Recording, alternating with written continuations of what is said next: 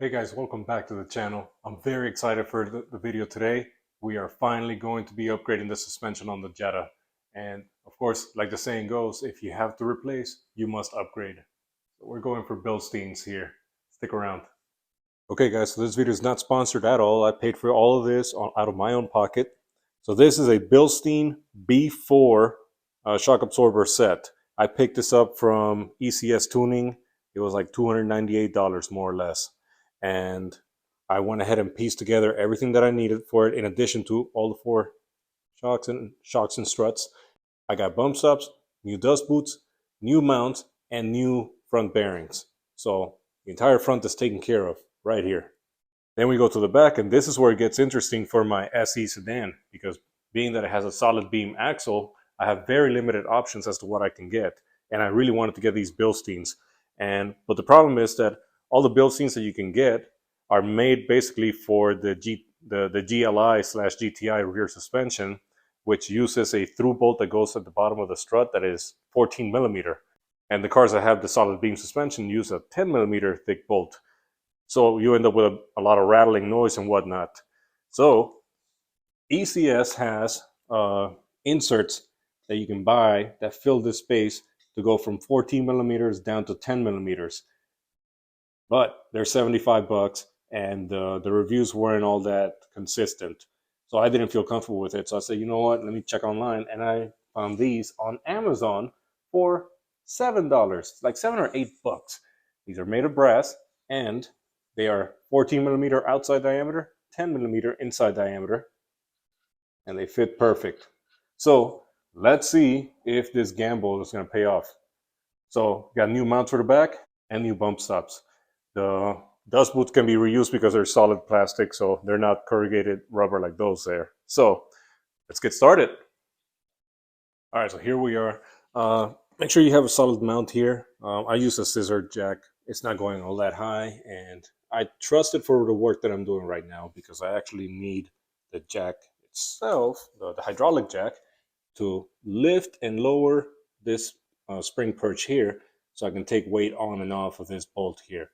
So this bolt is easily accessible, but the mount on top, it's also easy, but you got to get the fender liner off. It's going to be to go ahead and remove the inner fender liner so you can access the mounting bolts for the upper strut mount here. Okay guys, so the fender liner is off. There's the screws. They're all T25s.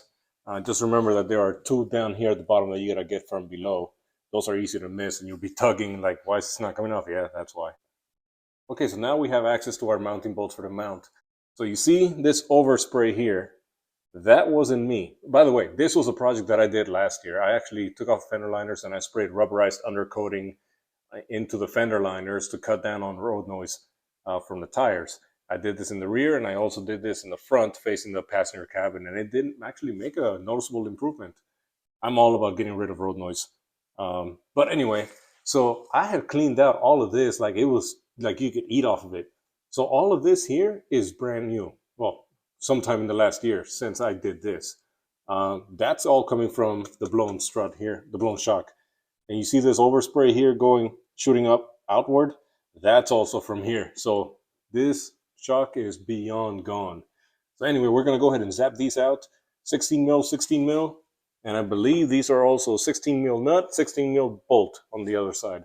We're going to use the jack to take some of the weight off of this because right now the weight of the beam is basically being supported by the shock. So we want to make sure we put a little bit of upward pressure here to relieve some of the weight that's on this bolt.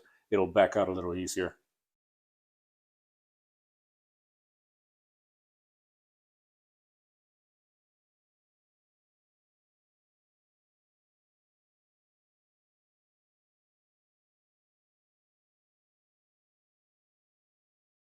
Okay, so the rear shock is out, and here we go with the brand new awesome Bilstein right next to it. Everything looks good. We are going to have to transfer two things: the dust boot, which is this hard plastic, and also the cap that goes to the top here. Once we have this secured in place, we'll transfer the cap and we're good to go. Now, as far as the lower mounting position, notice the size of the opening here versus this one. That's where this sleeve comes into play. I'm gonna go ahead and fill that, and then we'll have same size opening there. So, oh yeah. I typically wouldn't recommend using vice grips on your shock, but since I was throwing this one out and the bump stop was garbage anyway, I didn't care. I did use a little bit of lubricant to help work this bump stop into the mount. All right, so putting the bumps up against the mount is definitely hard work. I went to the workbench and I put a little bit of white lithium grease on it, and that helped tremendously. Also, once I got most of it in, I ended up using a flathead to kind of walk the rest of it, and then I was able to push it down. So that's it right there. Now the next thing is how to secure the dust boot to it. So you see how this one kind of has that little notch there. That's all you can turn it into it like a screw. So basically, you're going to get it up to this lip here, and then once you get it in there, you just have to push it in there. And once you get a little bit of meat into the groove, you should be able to just turn it in, and it should grab right there. And at that point, it'll stay in place. Okay, so we got this in place. You see, it's nicely secured there. So now I went ahead and just threaded the nut into place. And you see how the top of the strut has a notch on it. Unfortunately, it doesn't have like an Allen key for me to hold it in place. So I'm gonna have to probably hold it with my channel locks or my vice grip. Just hold it here at the top while I use my offset 16mm there and just turn it down until it hits the bottom there.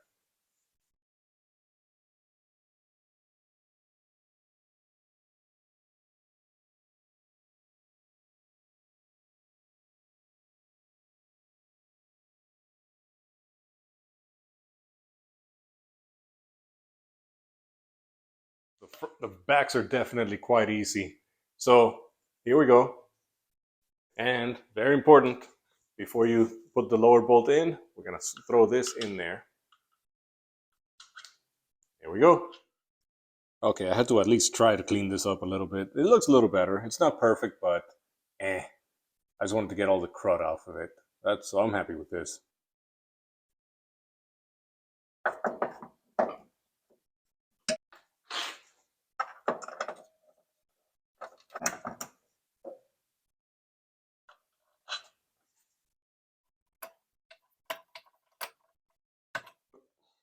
I may need a new jack.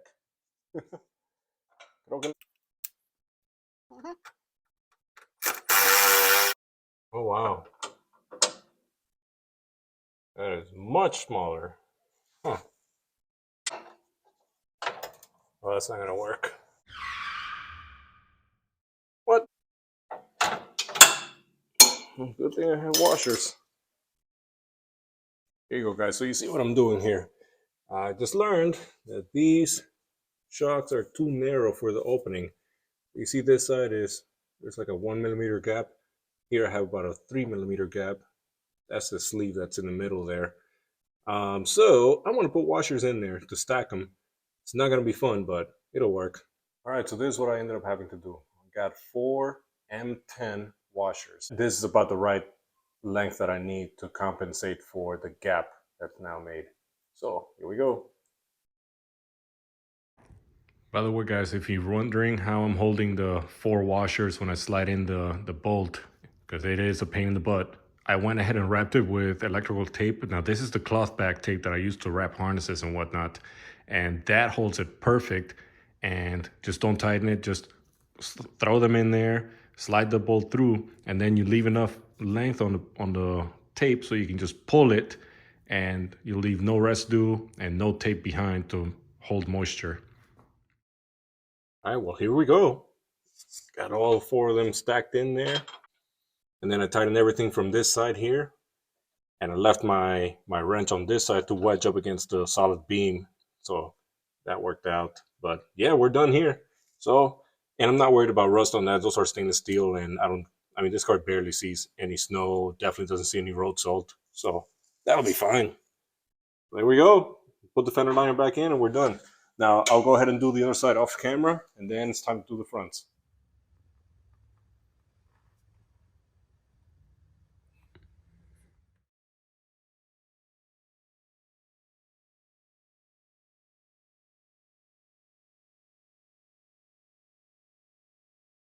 All right, so the street in front of my house is pretty smooth, so I need to get out of here. Once I get out of the neighborhood, you get a real impression. Okay, I'm just going over bumps with it, and the back definitely feels more planted.